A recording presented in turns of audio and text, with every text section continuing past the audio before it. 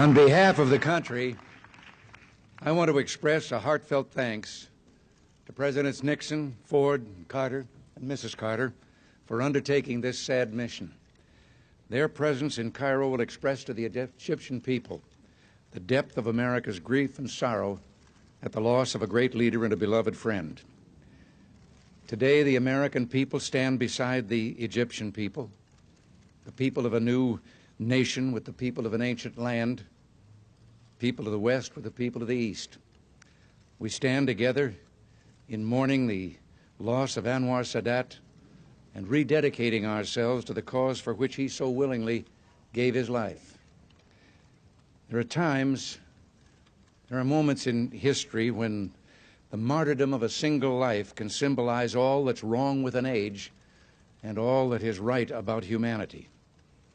The noble remnants of such lives, the spoken words of an Illinois lawyer who lived in this house, the diary of a young Dutch schoolgirl, the final moments of a soldier statesman from Meetabu whom can again gain the force and power that endures and inspires and wins the ultimate triumph over the forces of violence, madness, and hatred. Anwar Sadat, a man of peace in a time of violence, understood his age. In his final moments, as he had during all his days, he stood in defiance of the enemies of peace, the enemies of humanity. Today, those of us who follow him can do no less.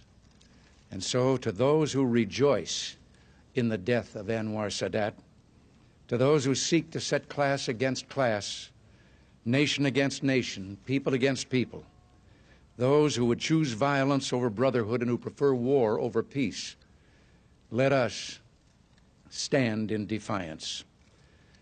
And let our words of warning to them be clear.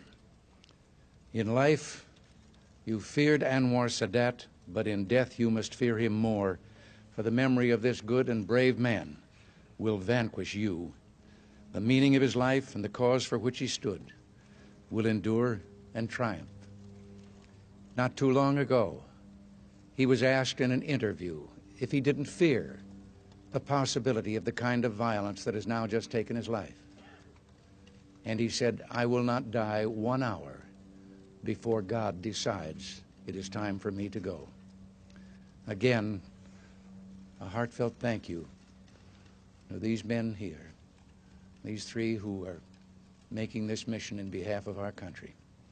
I thank you, and if I may, in the language of my own ancestry, say, until we meet again, may God hold you in the hollow of his hand.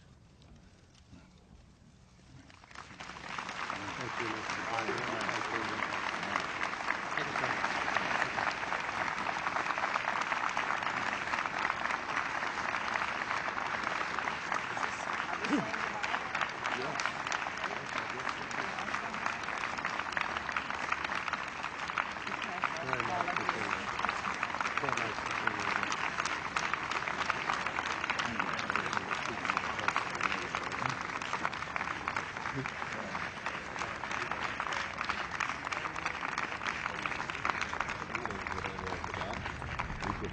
Journey to Cairo.